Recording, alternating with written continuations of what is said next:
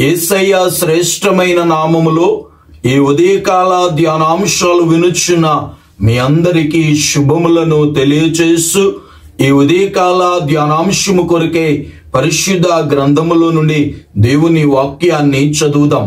119వ సంకీర్తన 165వ చరణాన్ని చదువుదాం. నీ ధర్మశాస్త్రమును ప్రేమించు వారికి ఎంతో నెమ్మది కలదు. మన జీవితాలలో నెమ్మది కలగాలి అనంటే మనము దేవుని యొక్క ధర్మశాస్త్రమును మనము ప్రేమించే వారిగా ఉండాలి. ఎవరైతే దేవుని ధర్మశాస్త్రమును అనగా దేవుని వాక్యాన్ని ప్రేమిస్తారో, ఎవరైతే దేవుని వాక్యాన్ని గైకొని జీవిస్తారో, వాక్యానుసారంగా నడుచుకుంటారో వారి జీవితాలలో నెమ్మది కలుగుతుంది. దేవుని వాక్యమే మన ప్రతి పరిస్థితిలో మనకి నెమ్మదిని, సమాధానమును, ధైర్యమును, ఆదరణను కలిగించేది. ఈ దినాన్ని అనేక మంది జీవితాలలో నెమ్మది లేకపోవడానికి గల కారణం ఏంటంటే వారు దేవుని వాక్యాన్ని ఎరగని వారిగానే జీవిస్తూ ఉన్నారు. దేవుని వాక్యాన్ని మనం ఎప్పుడైతే చదువుతామో, ఎప్పుడైతే మనము వాక్యాన్ని ధ్యానము చేస్తామో అది మన జీవితంలో గొప్ప నెమ్మదిని, సమాధానాన్ని కలగచేస్తుంది. ఏ బాధలో మీరున్నా, ఏ పరిస్థితుల్లో మీరున్నా, ఎలాంటి శ్రమలలో మీరున్నా దేవుని వాక్యాన్ని చదివితే ఆ వాక్యము నా కొరకే వ్రాయబడ్డది అన్నట్లుగా దేవుని మాటలు ఎంతో శక్తి కలిగినవిగా అవి మన జీవితాల్లో గొప్ప నెమ్మదిని, మన ప్రాణమును తెప్పరిల్ల చేయగలిగినవి.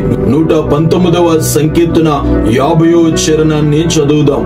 నీ వాక్యము నన్ను బ్రతికించి ఉన్నది, నా బాధలో ఇదే నాకు నెమ్మది కలిగించుచున్నది.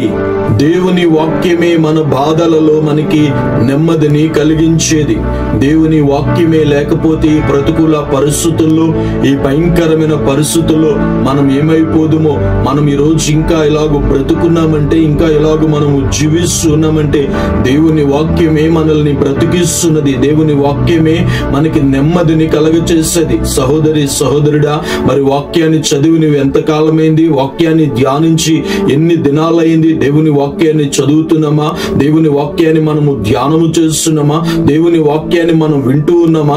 నీవెప్పుడైతే దేవుని వాక్యాన్ని వింటామో, దేవుని వాక్యాన్ని ధ్యానము చేస్తావో, దేవుని వాక్యాన్ని మనము గైకొంటామో, దేవుని వాక్యమే మన జీవితాల్లో నెమ్మదిని కలిగించేది. నీ బాధ ఏదైనా కావచ్చు, మీ పరిస్థితులు ఏవైనా కావచ్చు, ఈరోజే పరిశుద్ధ గ్రంథాన్ని చదవండి. మీరు క్రమముగా చదవండి, దేవుని వాక్యాన్ని ధ్యానించండి, దేవుని వాక్యాన్ని నెమరవేయండి. మీ జీవితాలలో ఉన్న ప్రతి పరిస్థితులకి గొప్ప పరిష్కారాన్ని చూపడమే కాకుండా మీ జీవితాల్లో మునుపెన్నడూ లేని గొప్ప నెమ్మదిని దేవుని వాక్యము కలగచేస్తుంది. ఎంతో మంది వారి జీవితాల్లో విరక్తి కలిగి ఇక మరణమే శరణం అనుకుంటున్న సందర్భాల్లో వాక్యాన్ని చదివి వారి జీవితాల్లో నెమ్మది పొందిన వారు సాక్ష్యాలు మనము కోకలలుగా లోకములో చూస్తున్నాం.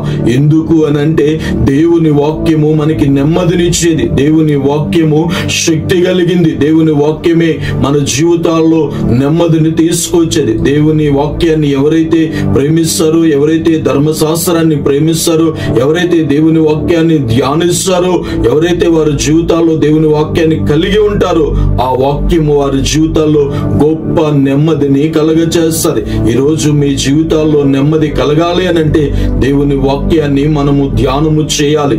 దేవుని వాక్యాన్ని ఎరిగిన వారిగా మనము జీవించినప్పుడు ఆ బాధలో అది మనకి నెమ్మదిని, సమాధానాన్ని కలగచేస్తుంది. అలాంటి నెమ్మది నువ్వు పొందాలి అనుకుంటే ఈ రోజే ప్రభువుని అంగీకరించండి, ప్రభు మార్గంలోనికి రండి. అటు నెమ్మదిని మీరందరూ పొందాలని, అటు ఉన్నతమైనటువంటి కృపను దేవుడు మనందరికీ ప్రసాదించునుగాక. ఆమేన్. ప్రార్థన చేసుకుందాం. ప్రార్థనలో ఏకీభవిందాం. సకల ఆశీర్వాదములకు కారణభూతుడా, సమాధానకర్తమైన మా దైవమా, మీకు వందనాలు, స్తుతులు, స్తుతిరాలు చెల్లిస్తున్నాం. గత దినములన్నిట మమ్మల్ని అందరినీ కాచి కాపాడి సజీవులుగా ఉంచినందుకే మీకు వందనాలు, స్తుతులు, స్తుతిరాలు చెల్లిస్తున్నాం. ఈ ఉదయకాల ధ్యానాంశాలు వినుచున్న బిడ్డలందరినీ దీవించండి. వారి జీవితాల్లో ఉన్న అసమాధానాన్ని, కలవరాన్ని మీరు తొలగించి మీరే నెమ్మదిని కలగచ్చేయండి. ఇంకా ఎవరైనా నీ మార్గములు తెలియకే లోకములో తిరుగులాడుతూ ఉంటే ఇప్పుడే వారిని ఆకర్షించి రక్షించి వారందరూ మీ మార్గములో నడుచున్నట్లు మీరు సహాయము చేయమని ప్రార్థన చేస్తున్నాను. ఈ దినము చేస్తున్న ప్రతి పనిలో మీరు సహాయం ఇచ్చి నా నిన్ను అపాయమైన కీడని వాటిల్లుకున్నట్లు నా బిడ్డలకు మీరు తోడుగా ఉండి నడిపించండి. రక్షణ లేని వారికి రక్షణను దయచేయండి, స్వస్థత లేని వారికి స్వస్థతను దయచేయండి. ప్రతి ఒక్కరి జీవితంలో మీరే సమాధానకర్తగా ఉండి వారి జీవితంలో మునుపెన్నడూ లేని గొప్ప నెమ్మదిని సమాధానమును కలగచేసి మీరే మహిమ పొందమని యేసు నామములో ఈ మనవులు అడుగుచున్నాను పరమ తండ్రి. ఆమేన్.